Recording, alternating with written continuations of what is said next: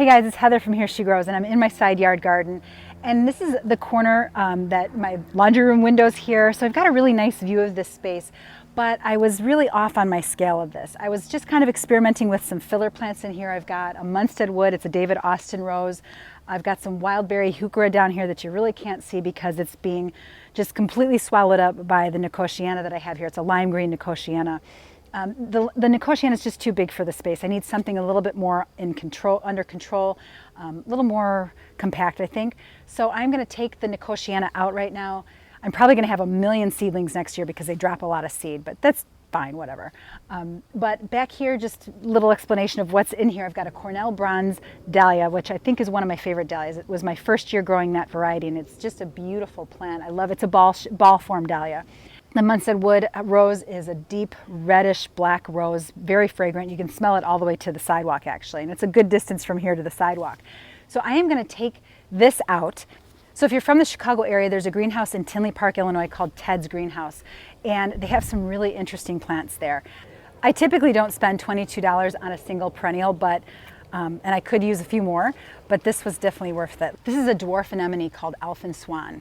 So it's this beautiful white flower, but check out the reverse on these. So let me show you. It's got a purple reverse on the back of it. So I thought that would be a really nice combination to go just behind the wildberry heuchera because the wildberry heuchera has a purple leaf. So I thought that would be a really nice color echo. And it's a fall bloomer, like August to frost. So I'm really focusing on late summer fall plants for the side yard garden. I love fall. I think it's my most favorite time of the year. So I want my side yard garden to reflect that. So I think this is a really nice introduction. I'm probably gonna need a couple more, but I'll get those later. But I just want to get this one in and see how I liked it. So I'm gonna start taking out the nicotiana and plant this.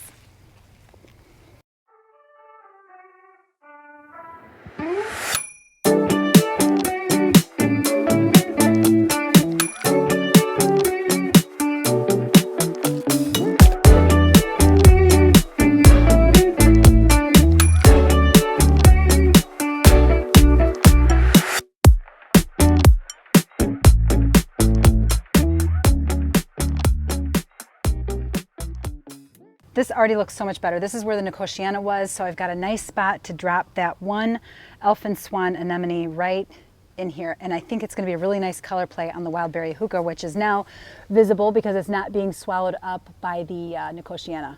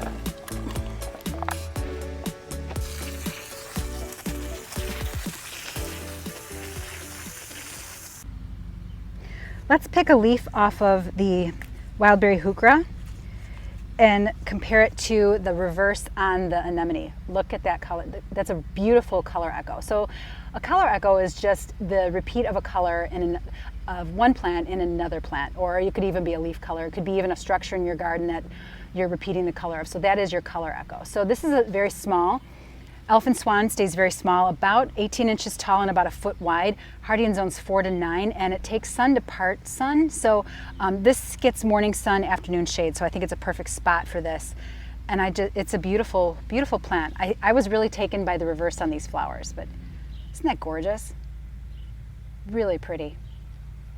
Well, that's it. I just put one Elfin Swan anemone in. I think it's going to be really beautiful in that spot. I'm probably going to want to drop in maybe 2 more here, but we'll see. But that's the thing. You learn as you go that Nicotiana was way too out of control for such a tight spot. I needed something that was a little more compact, a little more manageable for the space. I think you can get a little crazier with plants that have a more unruly habit in larger spaces. But where this is such a tight spot, I think that Elfin Swan is going to fit in really pretty, and it'd be a really beautiful thing for a late season bloom. And directly across from it, I've got another anemone called Henri Jobert, which is a bigger form, and I'm going to relocate that to another part of the side yard garden. But I love anemone for late season color, and they're beautiful. They have a lot of movement in the wind too, which is why they're also called windflower.